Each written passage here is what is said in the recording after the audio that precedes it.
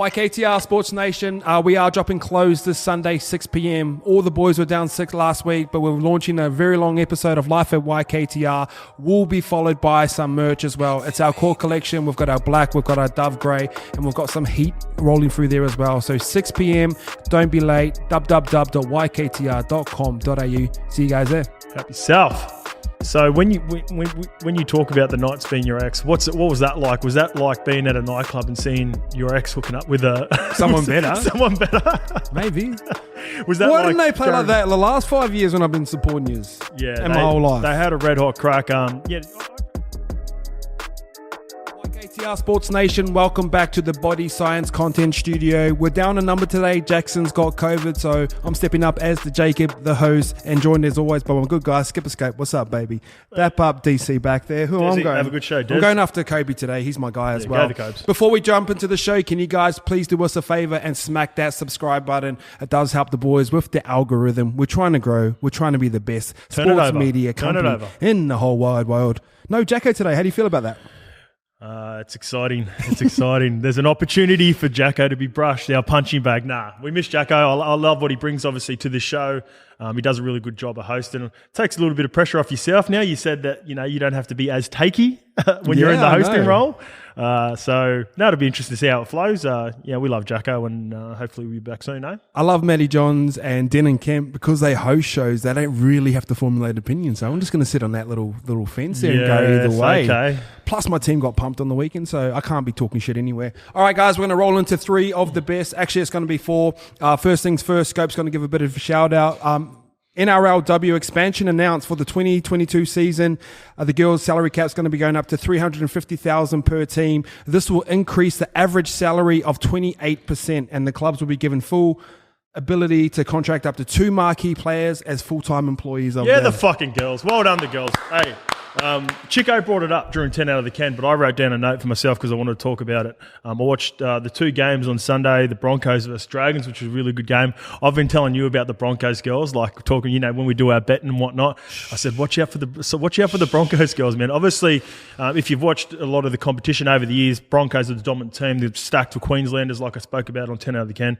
I want to give a shout out to performance for the Dragons girls. A couple of Dragons girls really stood up against the best team in the competition. Shaylee Bent, she's a back row. I love my back rows as well, Ice. 13 carries for 207 metres. Hey. 36 tackles. Elite. And 1 try just after half time where she got a bit of early ball, little in and away, dusted the fullback, and she looked gassed after it. But fuck, it was a great effort. And the Dragons girls are really competitive. Jamie Soward coaches that team as well.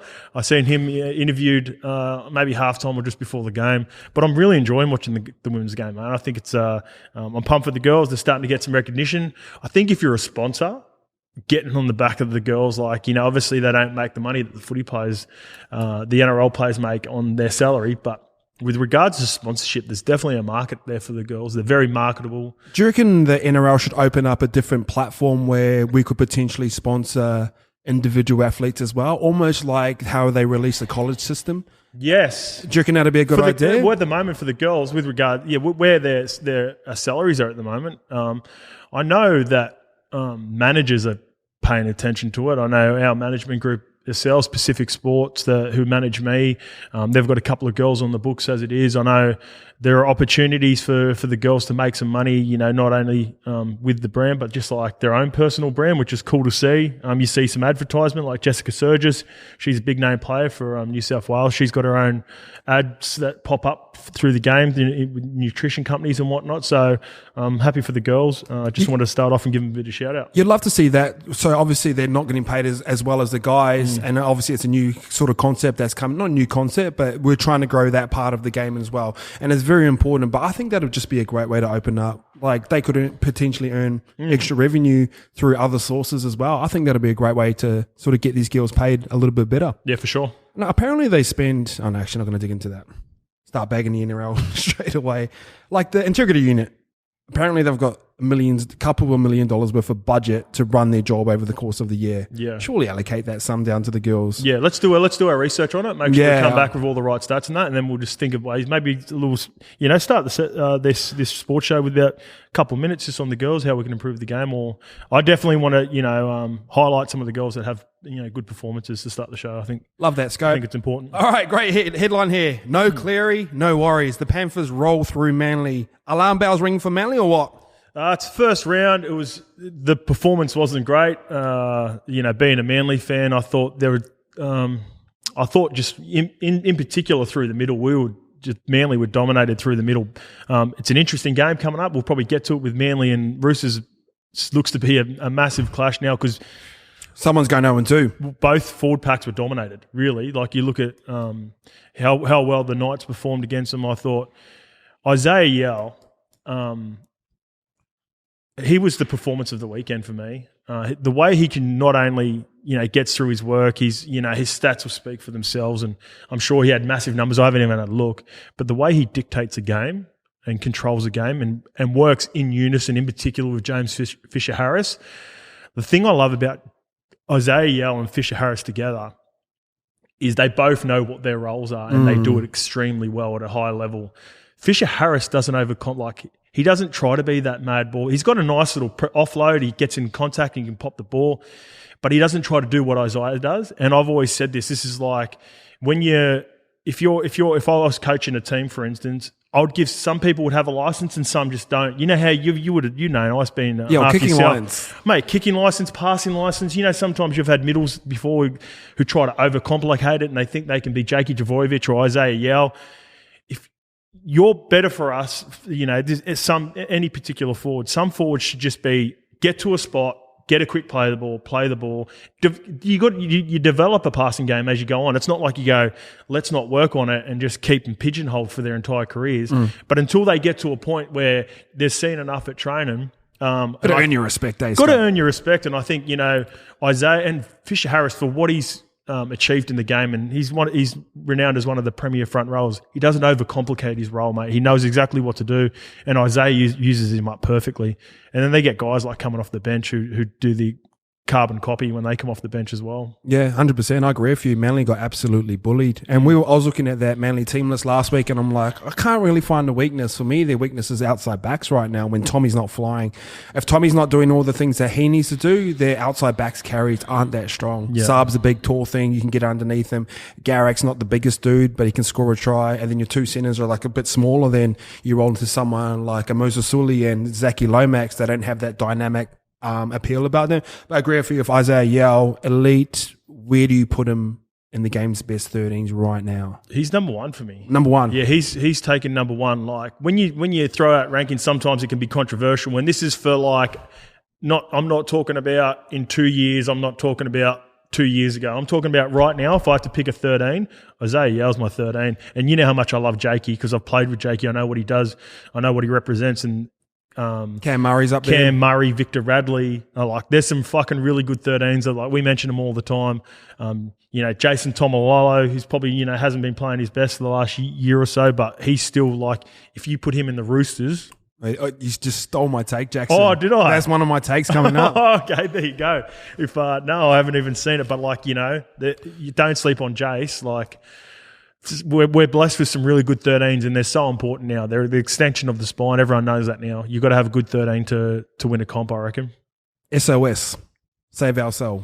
Sean O'Sullivan. Thoughts on his game on the weekend? I loved it. He's. I think he was obviously helped by a guy.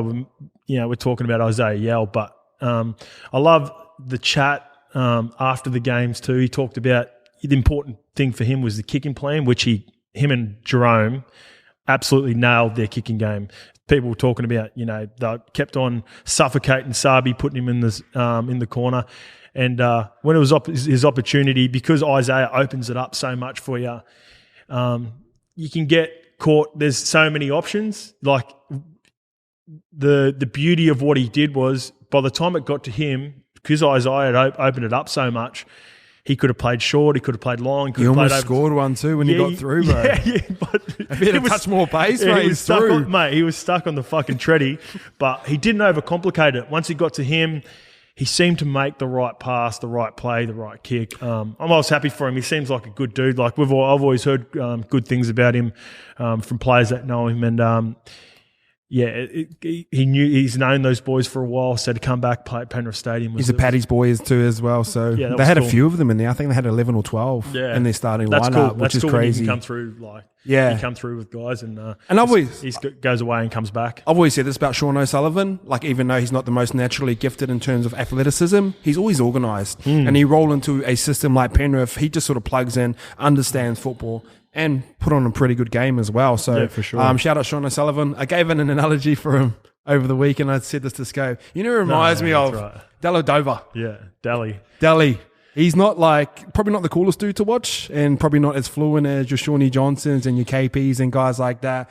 But he rocks up and does a job. It's a little bit awkward, but competes on every play. Like you talk about his organisation, it's because he's fit enough to get himself in that position, and he wants it. And IQ slept on. IQ's especially if you got the talent that Penrith have got across the board. Like there's some X factor plays in there. Sometimes you just need a guy who can get the ball. The Chiefs and Indians sort of analogy that we use sometimes. Even though he's in a half role, he didn't have to overcomplicate it. Didn't have to be too much of a chief. He played his role as an Indian in the in that team, and sort of let Isaah run it for him through the middle. We often hear the Melbourne system. Do Penrith officially have a system now? Like they roll into the Melbourne system, they become good players. Can we officially start talking about Penrith have a system now? 2 years, maybe one more year for me. One more year before I say that. But fuck, they're looking good. It'd be hard. Like if someone wanted to say they're sort of call them in a dynasty already. It's impressive what they did last year, man. It's hard to lose a grand final and come back. Like, I've been there. I've been a part of a team that everyone, even though you don't win, you're one of the top teams. You become the 100, and then injuries happened to us at Manly. It happened to them last year. They lost Nath. They had players out for an extended period of time, and went through the Origin. A couple of weeks and come out of it. And, they struggled. They're just going to have to be that.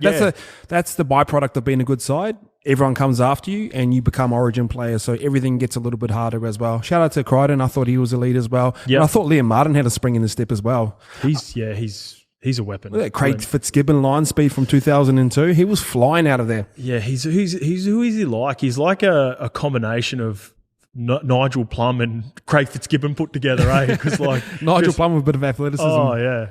All right. Second news coming out of the press: TARIQ Sims has reportedly agreed to the Storm for 2023. Thoughts on that? I don't know if that's confirmed or not. This is probably a Jacko take. He's put these notes in.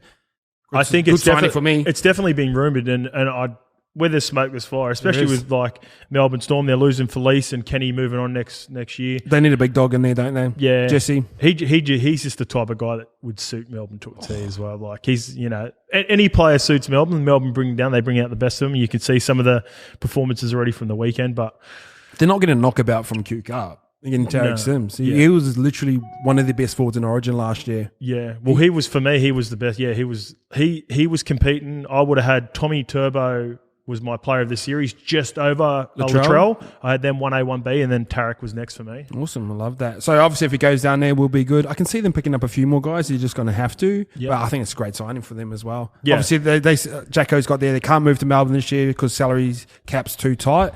But if you could sneak down there with someone like Christian Welsh being out with an Achilles injury, it'd be pretty crazy. Well, what I think with the salary cap, depends on how much he'd be on actually fairly good wicket. But if by the end of the year, when they've paid a certain portion of the Dragons have paid a certain portion of the salary cap, might be like Tavita Pangai last year when Tavita went down. Goes halfway through the year. Yeah, because his Broncos already paid off half his salary cap, and then by the end of the year, there might only be not as much left on it. Maybe they get him later in the year. Yeah, and then Dragons might happily pay a little bit. Depends on where the Dragons are at too, though. Because I was impressed by the Dragons, and if they're I think TARIQ's named on the extended bench again this week. So it's the Matt Burton situation, isn't it? You want a bit of depth there. Yeah, for sure. And you don't want to. If you're the Dragons, and potentially you're thinking finals footy by halfway through the year, you're not flicking him to Melbourne. You're not flicking him to Melbourne. That's for sure. Injury concerns over the weekend. Obviously, the Melbourne one.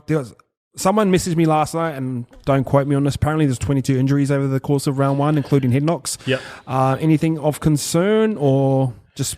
Is that a massive number compared to normal weeks? I don't know. Yeah, not too sure. But obviously the big ones, the Melbourne Storm, it's already got like, it almost felt a bit like the Roosters when Roosters sort of lost. Are they rolling into a Roosters type season? It's still only round 1, knock on wood for the boys. Hopefully they can stay injury free for the rest of the year, but they just, losing big after big name. It was pretty obvious for us to see guys who had been around Achilles tendon injuries with Welshie. I knew straight away when he went down. Same as when Sean Johnson done us a couple of years ago and Welshie done us. Like when you're on the ground and you can't get up, because if they passed that ball there, they would have scored that try. There was a big hole there and he was just lying on the ground. And I've been in that position where you snap your Achilles and it's a yuck sound. You just hear it pop and it goes...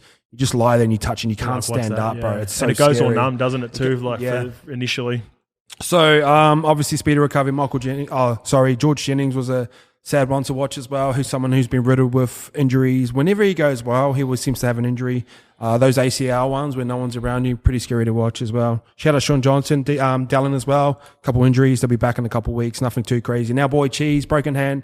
Out of the context of a lot of things, those aren't the bad ones. You usually get a plate put in and you're back in 4 weeks, and he's tough as they come. So I think Cheese will be back pretty soon. Yep. All right, so Manscaped, obviously sponsor of the show. They've been sponsored for a long, long time. The 4.0 lawnmower is available now. If you guys do want to jump on and cop one, use my code ICE. Shout out to Manscaped, been a big fan of the show for a long, long time. So. Don't sleep on the scope as well. SCO. No, same. We're sharing it. OPE. SCO. I'd just like to see my name up there as well. They actually don't give us the data. I don't know. Like, I need a little bit here too. Got a little bit of salt and pepper coming out on the side as well. Which someone said they like the salt and pepper scope. Yeah, that was Noosh. Punting season's background. All right, rolling into round 2, round 1. Great round of football. Obviously tough to tip. We'll talk about that on the betting show tomorrow. But enjoy being back. There's plenty of great games in there as well. Thursday night, Storm versus Souths. What was your thoughts on Storm and Souths last week? Yeah, intrigued. This is an intriguing battle. I thought the Rabbitohs, like I talked about on the betting show, surprised to some. I thought they were going to start slow. No Latrell, no Wren, who freed up Cody. It was unfortunate. I think, what also didn't help was that hit from Katoni on Coates, who got corked in the side of the leg. And I'm not laughing at Cody, but those fucking things hurt. You could tell, and that happened. It couldn't have come at a worse time.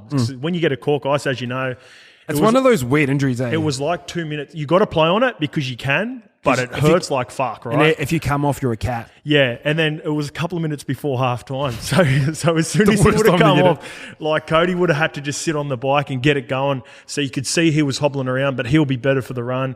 It'll help with Latrell at the back. Alex Johnson's a fucking world-class, top-class winger, especially on that left edge. He scores a fucking heap of tries, but he just doesn't have that same effect of Latrell at the back, and I thought that was noticeable for them. Storm, very impressed by the Storm. Very impressed. Down on troops, injuries, found a way. I thought it was going to be an ugly, tricky game because of the Tigers. Where they're at. I think they're going to make it hard for a lot of teams this year. They're not going to roll over like they did in some performances, especially if you look back to their last game last year against the Bulldogs. I think it was a good win. I've seen a few of the interviews with the boys. It was like a bittersweet feeling for them because it was a nice, tough win. They lost 3 guys, and they had some journeymen come off the bench. Like 5 debutants as well. Not journeymen, but just a couple of younger guys in Wishart and Trent Liero, I think he's going to be a real player. Trent Liero comes on, plays middle and edge back row. I like Wishart, bro. There's something about him. Yeah. Like, I know he's not naturally a hooker, but I think he's going to be a hooker. He's just playing too well there as well. And obviously he's going to get a little bit of time there with Cheese coming on, but I think Cheese rolls back into the 13 when he comes back anyway. I think that's where he'll get the opportunity, is because they'll play... Because obviously now with Welshie going down, they're going to be a bit light in the front row. So some guys that might have played lock, is King, who just come from Newcastle. I think he started in the lock position. He might have to move up and play a bit of front row. But yeah, and the other guy was McDonald, who looks like, and this is respectfully, he just looks like a knockabout. We're knockabouts. Queensland Cup, New South Wales Cup player. Just come on, did a job. He was fucking... just the players that go down in that system, they buy into what the system is. They do the little things right, and it was a great win for me for the Storm, considering what happened to them. All right, it's a couple notable comebacks. Our boy Money Munster, the Prez, welcome back, my guy, and Latrell Mitchell, one of the superstars of the game, makes this game a lot more interesting as well. Sure. It was already elite. Thursday night, 8 o'clock, down at Amy. That was already going to be good, but having the superstars back in, who wins and why? I like the Storm in it again. Going down the Storm, I think they'll be clinical. I still think the clunkiness will be there from the Rabbitohs. I think it'll take them a while to get used to, even Lockie Ilias getting on the ball a little bit more and controlling it. It'll be hard for him as well because when you've got a personality and big personalities like Latrell and Cody, it's about about finding your way into how all that works. When you've got a guy like Ren, who's an established player himself, who he could tell them to fuck off respectfully. We say that respectfully. Yeah, and we've known that they've had little tussles at training, and then it's sweet, go grab a coffee after. But that comes with experience as well. So finding his way in that, I think the middles as well, finding their roles when they've Cam Murray and I thought Jai Arrow was really good too for the Broncos. But yeah, I think the Storm will have a little bit too much class in this one. So we'll start talking about the Storm pack being a little bit light. Here's the starting pack. Jesse Bromwich, Harry Grant returns as well. Nelson Asafa Solomona, Felice Kafusi, Kenneth Bromwich and Josh King. Still nice. Yeah. Still up there with one of the best packs in the comp. Yeah, and a couple of all those guys that we mentioned there on the bench, and Tebai Moreau, who's a bit of a journeyman himself. Tough as fuck. Yeah. Looking forward to seeing the Prez, obviously. And Skinny Prez. And we speak about him all the time. I think, we were one of the first to start speaking about how good of a player Jerome Hughes is. Same thing in the rankings, man. Outside of Nath, he's clear-cut number 2 at the moment. Above DCE? Yeah, I'll put him above DCE at the moment. He's never afraid, especially in that situation from the game on the weekend. He's like in big moments, man. Loves it. He fucking he's just always there. Like it doesn't matter what's happening in and around him. He'll take the game on by the scruff of the neck, and he's just for me, he's clear-cut number 2 now. Yeah, Jerome Hughes is elite right now. One of the best players in the game right now. So shout out Romy, one of our boys as well. We love that. Rolling into Friday night, 6 o'clock. I'm actually intrigued about this game as well. There's something cool about the Dragons. There's something exciting about them. Rolling up against the defending champs. They just pumped the Burr Gang last week. What were your thoughts on the Dragons last week? First of all, and this is again, we love him. Ravalawa is the ultimate rocks and diamonds, right? At the moment, some of the tries he scores, he just shouldn't score. Some of the errors he makes, he just shouldn't make. But I tell you what, whenever Lomax is with him, got a chance. Hey, I'm telling you, he's more diamonds than rocks. Their little combination that they're building or have built over the last couple of years is really starting to show now. I think early on in the trial form with the play we talked about in the trial against South flowing into this game, they've got a fucking really nice combination. I reckon Francis Mollo has come down from the COQBOYS. He's a gun, bro. He's slept on, bro. He could be one of the more slept on buys of the season. He played Origin last year. The way you can tell that when he comes off the bench, he's worked himself into the starting team this week. Aaron Woods has done his hammy as well. Okay. So yeah, I actually like Francis Muller in there as well because he balances out Blake Laurie. Yeah, so. And Mudders Laurie's been fucking started the year well as well. So tough. Bro. Dragons, man. I like the Dragons. I like the Dragons last week. We'll get to the betting show tomorrow. I think I'll let you know where I'm sort of leaning towards that. But Penrith, I think this might be a harder game than. Fucking Manly. It is a tough game, yeah. With regards to the forward pack, how the Penrith forward pack rolled through Manly, I don't think they're going to be able to do it to the Dragons pack. Nah, they'll be able to do that to the Dragons pack.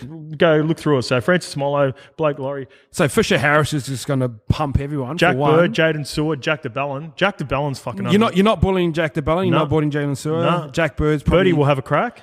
Viliama Kikau, Liam Martin, Isaiah. Yeah.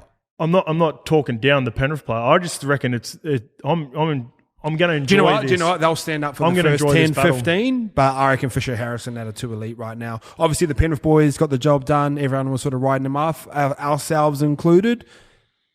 How good were they last week? Yeah, well, I just want to touch on their kicking plan again and how it's going to flow into this week. Do they have a similar mindset? Like, are they going to bomb Ravalawa? Are they? Yeah, obviously they're going to be attacking Ravalawa not only for the potential error, but carry strong. You're trying to neutralise him. So for people that don't realise, sometimes when they kick to a player who might be renowned as the better winger, and that's respectfully to Cody Ramsey, what they do is they try to get him before he can wind up and come back into the attack. So I dare say they're going to be bombing Ravalawa this week, pinning them in the corner, making Zach Lomax and little Tyrell Sloan come off the back. Let's see if that game plan works this week, because I don't think much is going to change. No, I don't think so too as well. Like you said, you want to land the ball on Ravalawa's head and meet them at the same time. So he takes him out of the first carry, and he might get one a little bit later, but usually your line's set and you got a bit more lungs underneath you as well. Who wins? No, you're not. No, I'm not. Penrith, but I love the points, put it that way. And we'll get to that in peanut butter and jam tomorrow. Yeah, I think Penrith get it done, but only just as well. All right. There we go. Game of the round. Two teams that are under the pump last week. Obviously, we've got big expectations. Both myself and Scope have said we could potentially see this as the 2022 grand final. I'm not so confident anymore about both these teams making the grand final. But my boys, the Roosters, take on the Sea Eagles. What were your thoughts on the Roosters last week? Obviously, I put this blame on me. I've been talking mad shit. The rugby league gods have come out and punished me going up against the Knights. The Knights put a clinic on. Roosters just looked tired to me. What was your thoughts? So when you talk about the Knights being your ex, what was that like? Was that like being at a nightclub and seeing your ex hooking up with someone better? Someone better, maybe. Was that? Why didn't they play like that the last 5 years when I've been supporting yous? Yeah, my whole life. They had a red hot crack. I reckon it was more to do with the Knights. I think the Knights were pretty seasoned. I think Roosters, they've talked about it. I've seen CLEARY and both Jared come out and said they felt they were underdone, which is, you don't really see the Roosters come out and using excuses like that too much. So, do you know what it was like? Sorry, Scope. It was like when you see your ex, but you're happy for them because they've got someone else. Because you moved on to something better. But it's just not better right now. Yeah. There's no way you were feeling like that. Yes, I was. When you're watching the game. Fucking $1,000. Yeah, I thought both forward packs, like I said, were dominated by their opposing forward packs on the weekend. So it'll be interesting to see how that plays out. I have a feeling the Roosters are really going to be up for it. With Manly, we talked a little bit about Manly. Bullied. There's one thing, I wrote down a few notes for every game, and I was watching this and I was like, there's zero ruck control for Manly. There's so many, apart from Jakey, who's the only one who wins tackles for him. And then what happens on like the fourth and fifth tackle, he gives away repeat sets because he's the only one that sort of can half control on it. When Penrith had him on the back foot, Jakey was doing his best. Like Croaks works his ass off as well, but there's a couple in there in particular. When you watch like the good teams, you watch guys like, obviously Panthers are a prime example. Watch that game. Titans was like this as well. When I watched Titans and watching Tino, the best middles, they don't run past incomplete tackles. Like when there's still work to be done, and you'll see how that triggers. Like if you watch that at the start of a set of six, you can just see the Manly just weren't working hard enough in the middle, and that's what happened. They end up getting rolled, but both teams will be pretty desperate for this game, and then it'll be... You don't want to be 0-2 after 2 rounds. There's a big rivalry between the two teams as well, so...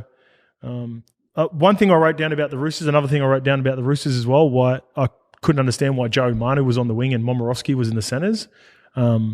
I've seen that. I think they got big raps on Momorowski defensively. I know Joey Manu's sound as well, but then also it allows Joey to run and someone to hold roam and someone else to hold shape. So that's kind of the theory behind it. If that's a thinking behind it, that's fair enough. But still, there was a little period where Bradman Best gave Mommers the little don't argue skip on the outside, drew Whakamanu in, and put... We've got some nice centres at the moment, bro.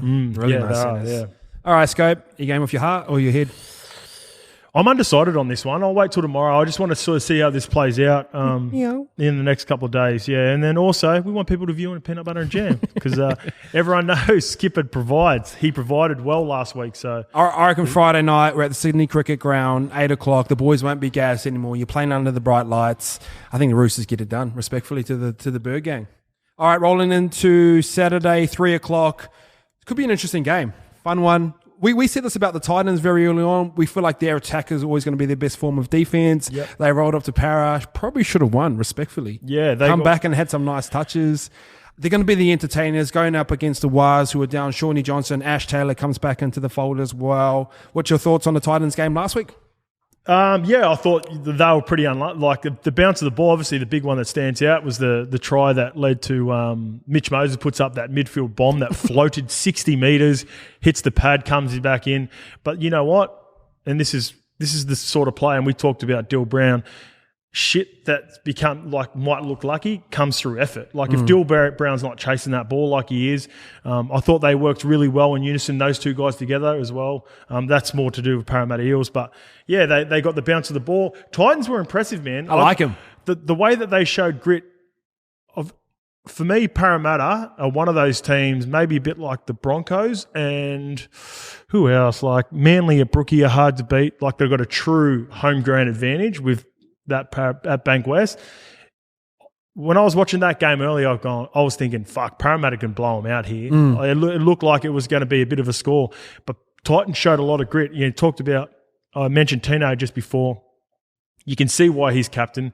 It might not come up in the stats, some of the shit that he does, but the work that he does to free up some of the other players to do what they do, their best of their ability, was unreal. Thoughts on the Wires last week? I thought they were a little bit underwhelming. Yeah, Warriors were all right as well. I thought when it got to a period where they fought their way back into it and they got momentum back, geez, I would have liked to have seen Walshy there. Walshy and Reece Walsh and Sean Johnson together. We've robbed of it again. Obviously, Shawnee goes down. But I thought they showed some grit. Another guy that stood out for me again is the skipper, Adam Fanua-Blake. He was unreal through the middle for him. Off the kickoff, just running straight through him, bro. He's elite. Even though they lost, there was a moment there, a few things go their way, gave away a few silly penalties, couple of Shawnee's kick was un-Shawnee-like. Tried to go for the win now play, kicked across the field to, I think he was trying to get Dallin was on the right wing, and then Cody Ramsey, nice position play, picked it off. Yeah, read it off. I think that sort of cost him a little bit, but I thought when I was watching the game, because I had money on the Dragons, I was like, the Warriors are not too far away here. They're just missing a bit of class, a little bit of X factor on the back of Shawnee. And if they had Walshy, then maybe that scoreline could have been different last week. All right, who gets it done? I'm really looking forward to this game. Jaden Campbell versus Reece Walsh is probably the standout for me. Obviously, Toby Sexton. I really loved this game last week. The only hard part was when they started going away from that sort of try for try and they started moving into a bit of a grind. You sort of just saw like your Mitch Moses kind of step up and kick and try and defend your way to a win. Where I think it felt like the Titans were still trying to pass their way out and trying to get that little win like that. But I think it's going to be a really good game this week. Saturday, hopefully a dry pitch as well. C-Bar Super Stadium, Titans versus Wires. Who are you going? Yeah, I think I'll be leaning towards the Titans, especially with Brene coming back too to help out Toby Sexton and Jaden Campbell. He was a big out early at the start of that game last week. He got ruled out just before the game. I think when you throw in Brimo comes in for the Titans on the back of their performance and then Warriors lose Shawnee, I'll be floating towards the Titans. Will Smith was really good to fill in that space last week as well. Moves to the 14, so I'm backing you. I think the Titans get it done. Sorry, Jacko. All right, Saturday. Oh, is that right? Knights versus... Sharks versus Eels on Saturday night, 5:30. Oh, yeah, Sharks versus Eels. Obviously going to be a really good game as well. Obviously, when we were talking to Matty Moreland earlier in the year, he was saying that they've sort of identified this game as a big one. Obviously, would have loved to get the job done against the thing, but really entertaining game. What were your thoughts on Sharks and Eels last week? Yeah, Sharks and Raiders, another good game. I thought Sharks really got their shit together in the second half. I liked it when they combined together. So when you're seeing either Nico or Moisey getting on the ball at 7 and 6 and combining together, they played from a long shift, which I think they'll do really well. Some teams, when you look at it, and what I mean by that is some teams prefer to play from the middle, like they like to get to the middle part of the field and have options on both sides. I think Sharks do their best work when they start on one side, overflow or start to come late, with Will Kennedy picking up late in the play, and he's at the back of what led to a couple of tries or scoring a try himself for the Sharks. But when those three guys touch the ball or can touch the ball in one play, I think good things are going to happen for the Sharks. And they're another team too who look to be. The Raiders started that game really well. They had a lot of momentum and possession, and they really themselves in a position to win. They got gritty, fought their way back into it, and nearly snuck the win in at the end. If it wasn't for a big effort, holding up that try in the last 40 seconds or whatever it was for for the Raiders. It was an impressive performance for the Sharks to fight back. I thought they were, good, bro. They were good. Yeah, and they'll get better as well. And it looks like Cam McInnes, he could be a big in if he comes in. Nice. Off the extended bench and ends up playing. That'll be a big in for him. And the Eels, again, were impressive. I thought, we talked about the Titans just before. The Eels did enough to get the job done. Was it an Eels-like performance? Like, you know what? It was. They're taking the next step. Yeah. And these are some of the things that I've seen. Maybe the Eels don't win this game. A couple of years ago, where they had a lot of momentum, the fans were feeding them, they had that energy going, and then the Titans kicked back. I don't know if the Eels have maybe a year or two fight back and win that game. I think they lose momentum. One guy that stood out for me, with the Eels, was Reid Marnie. Yep. I think it was like the 50th minute. I think the Titans had just taken the lead. I've done it on 10 out of the 10. Phil Sammy still on the fucking Gutherino over Garth. Little Reid Marnie shot out of the line. One of the middles dropped the ball for the Titans, and then that's how they fought momentum back. And he did it with Sam Lasoni. Yeah, he did it with his kicking game as well. And you know what I love about him too? He's got mad shit about him too, Reedy. He gave him a little spray. He looked behind. He just wanted to make sure that he heard him. That big front rower knew that he was coming. Yep. But yeah, I thought he was instrumental in grinding that win back in. And every time I watch Parramatta have a good performance, it's off the back of Reedy most of the time. I think, when he gets those middles flowing off him. Nathan Brown comes back into an extended bench. Yep, that's a big in for him. Sort of stiffened him up as well. But I thought Ray Stone was really good as well. He was folding dudes. He sort of gives that Nathan Brown effect. I thought Makahisi Makatoa deserved some raps too. Yep. 29 years old, journeyman. He is the journeyman. And he just gives him like a different element. He'll jump out the line, try and put a shot on. He's trying to square up Sam Lasoni off every kickoff. So small stuff like that allows sort of the big dogs to do the Reeds, the Mitch to sort of roll in. Who wins and why? Another game that I'm not 100% sure on at the moment, because I was impressed by both of them, even though the Sharks lost the game. Probably leaning towards the Eels at the moment, but I'll save it for tomorrow. Again, that's another game I'd like to save for tomorrow. I'm actually leaning towards the Sharks as well. It kind of was a classic Sharks performance. You score 2, we'll score 2. Let's fucking drag this down to the ground, but I'll be going for the Sharkies. All right, last game of the Saturday. I got Cowboys versus the Raiders. Cowboys a little bit underwhelming on Sunday. Tough conditions. Thought they were still going to get it done. What was your thoughts on their game? When I was watching the Cowboys, I was like, fuck, where's Drinkwater?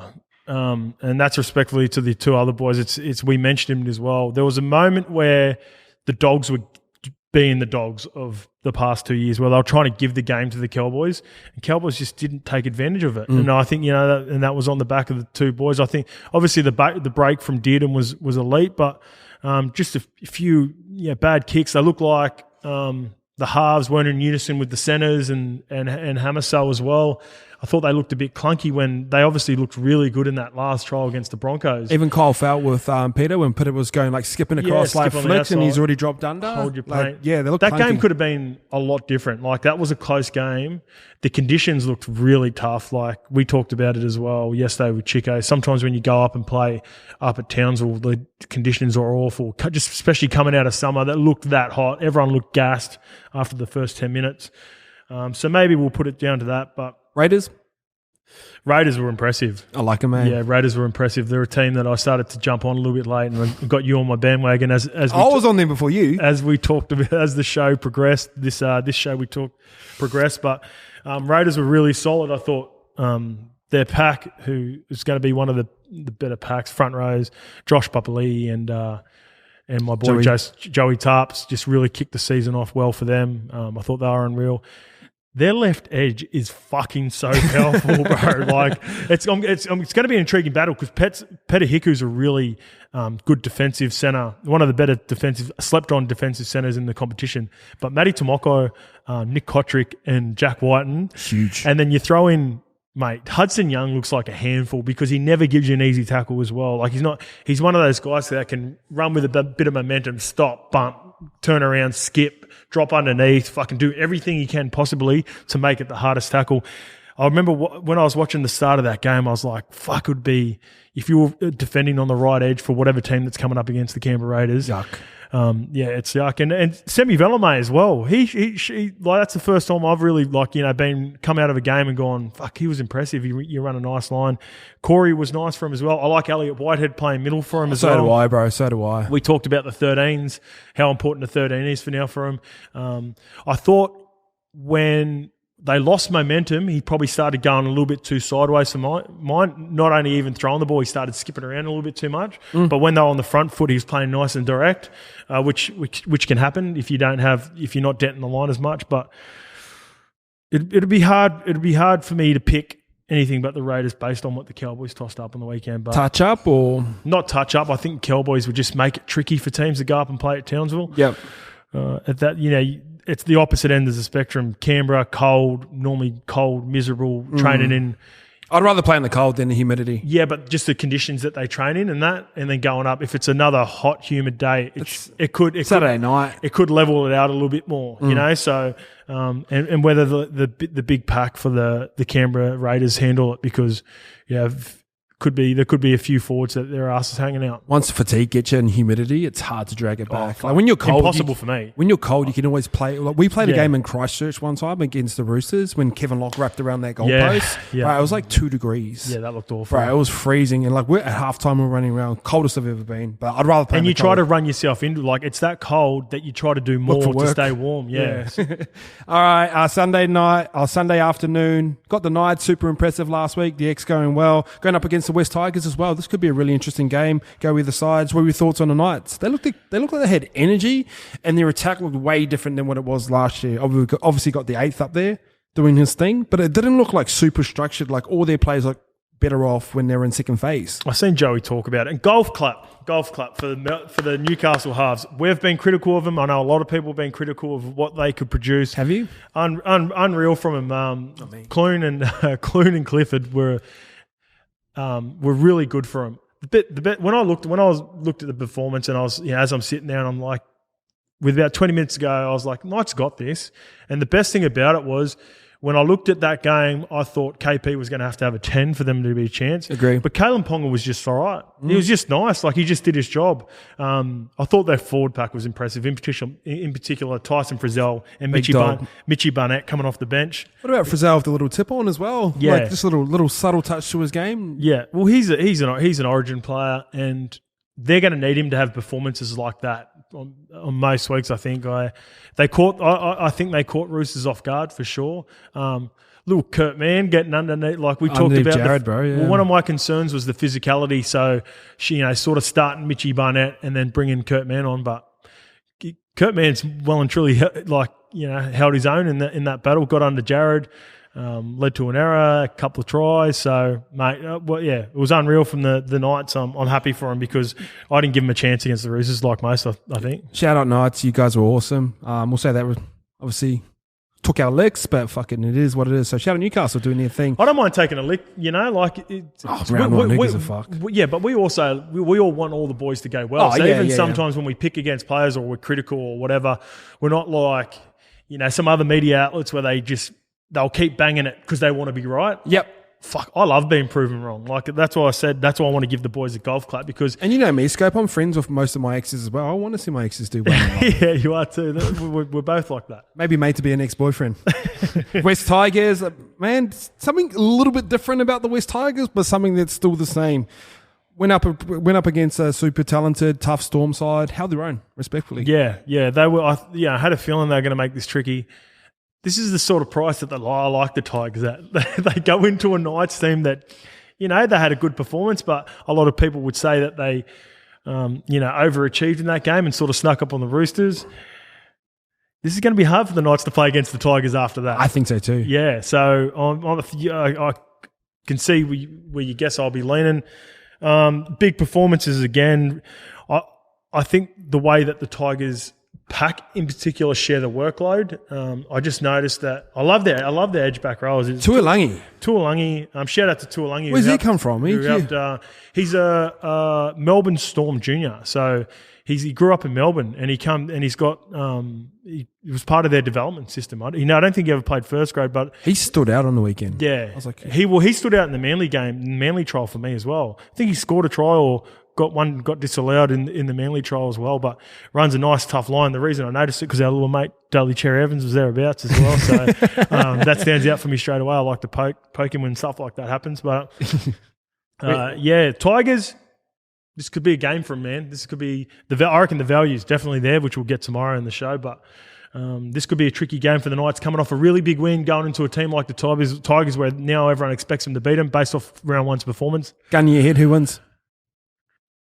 Tigers. Take. I like it. It's thought out. It's different. Mm. We'll see who's right. All right, last game of the round. Paul Bulldogs. Our boy Jordan Simi's going to be up doing the ground announcing, which should be, I don't know. How do you reckon he'll go? Yeah, I reckon he'll go good. Yep. It's a couple of minutes at a time. It won't be overwhelming for him.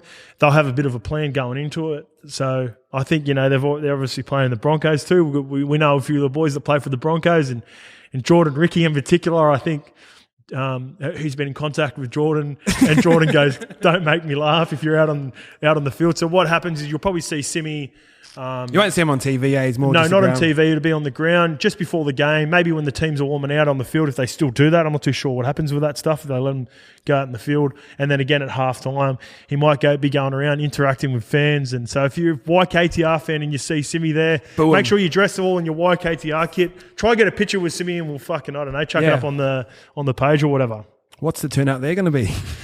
Well, Simi might get, what's his numbers like on Grouse and a Few Reds? There might be an extra 10,000. You get 10K views, so maybe an extra 10,000 at the game. I'm actually excited for him to see how he goes as well. And obviously, he comes across super confident, but behind the scenes, he actually gets quite nervous. And I'd be nervous. I would be nervous doing this. Yeah, fucking oath. It's a bit of a big deal. Like I've been asked to do MC gigs, same sort of thing. Like it's the first time. It's going to be hard. Like everything it takes. You look back on a podcast early on, the first couple of podcasts. Yeah. It's awful when you look at them, cringe when you think about it, but it takes time. You got to build it up. But on the game itself, Broncos, told you they're going to beat the Rabbitohs, man. Yeah, you did, bro. Victory lap on that.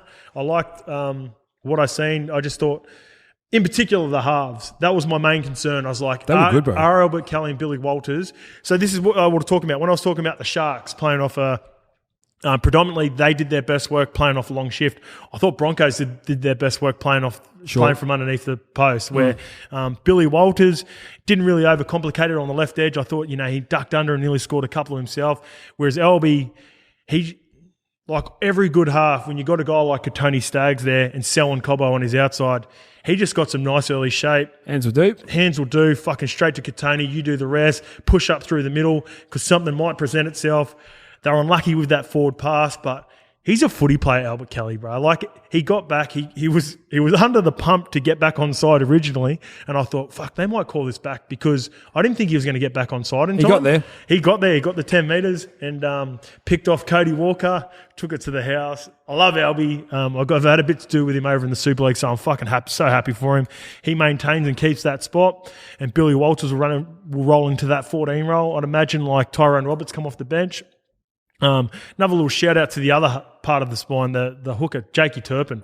I thought he's kept, a man, bro. Bro, I just thought he kept on turning up everywhere for him. I haven't looked at the stats. I imagine he would have made a shitload of tackles, but he was just everywhere. I just seen him everywhere. Bro, that move that Selwyn Cobbo put on Josh Mansour. Best.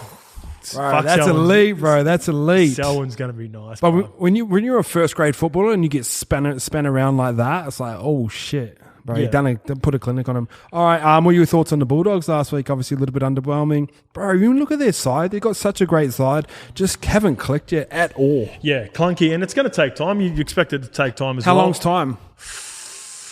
Before you start being concerned about it? Yeah. 5, 8? 8's a good number. 5 to 8. 5 to 8's a really good number. You at least want to see some improvement. One thing I will say, and this will help him in the long run, I thought Fox really stood up as a leader on the wing. 100. His chat, his energy. They tried to pin him into the corner a couple of times with same thing that we talked about with the Panthers. Cowboys had a clear plan to kick to Fox and try to keep him in the corner to neutralise his carries. But he did a lot better than what Manly did to get him out of trouble with a couple of their carries. And Matty Burton's demeanour really stood out for me. I think when you go into a situation like Matty Burton has, where he doesn't necessarily have his long-term half moving forward, things don't seem... Bulldogs players make error after error or give away penalties. One player, I think Waddell got sent for 10 after... Hetherington got sent for 10. Hetherington, after continual ruck infringements. Guy like Burton, I was watching him to just see what his mannerisms like and what his body language was like. He's so cruisy, bro, and that's going to serve him well, well, because there's going to be frustrating times for the Dogs. But even when he kicked out on the full, which ended up leading to become a penalty from a little Jakey Granville, was unlucky there because that ball was going out regardless. He sort of just gets up. He never really gets too flustered, which I love about him. I think it's just his personality. Demeanor, yeah, he looks like that kid. That's the sort of person he is, and that's going to serve them well. I think they were clunky, but the thing is they got the win, and that was important because if they had lost that game, that was an ugly game for either team. It's still an ugly win, and you get 2 points, and it takes a little bit of pressure off. But you get in the change rooms, get to sing a team song. Yeah. You'll get to your video, and you'll be like, yeah, boys, this wasn't us. This is not what we're about, but we still got 2 points. Fuck yeah. It's a little bit different when you're rolling in after a loss as well. Someone like where the Cowboys would be going. Yeah, the Cowboys video compared to what the Bulldogs video were. It's a bit similar, but different. Similar, and Cowboys were the better team on the night. They just didn't get the win, I thought. But, yeah, so... Hey, top 8, baby. The boys are in the top 8 at the moment. Got Simi rolling through to ramp up the crowd, so hopefully it'll be good. Who gets it done and why? Yeah, I'm leading towards the Bronx again. I think they're a really good price, backed off their performance. They get Wren comes back in, who I think will benefit the right edge even more. I'm excited to see what that right edge tosses up. It's going to be Katoni and Selwyn going up against Fox and Brent Naden. Ooh. I'm excited for that. I think that'll be a really cool matchup to see because both edges did really well. I think the left edge for the Bulldogs in particular just really held on enough until they actually got the win, where they end up scoring on the right edge for Ockenball went over after a nice little silky pass from Braden Burns. Like it. Who did the old fucking... Looked like he was down and out, needed a stretcher at one point, and then he gets back up and he looked gassed the whole game, bro. Everyone was gassed. Oh, I'm telling you, North Queensland at the start of the year is a tough place to play, man. So all the boys look gassed for those games. But yeah, I'm looking here now. The price of the Broncos is $1.70. Once again, I've got overs at $1.80 yesterday. Ooh. So I think the money. Yourself on these tips, aren't you? I think the money will come late for the Broncos, put it this way, especially after people watch Peanut Butter and Jam. Yeah. All right, guys, tune in to Peanut Butter and Jam. That's our betting show tomorrow. Good analysis as always, Skip. Appreciate that. Thanks, guys, for tuning in. Please like, please comment, please subscribe. Oh, guys, we're dropping merch this Sunday. Oh, Caleb, we're dropping Sunday. We're dropping merch this Sunday. YKTR, get around the boys. We're dropping some fucking heat. So looking forward to some footy, looking forward to some punning, and looking forward to some clothes on Sunday as well. Thanks for tuning in, guys. See you later.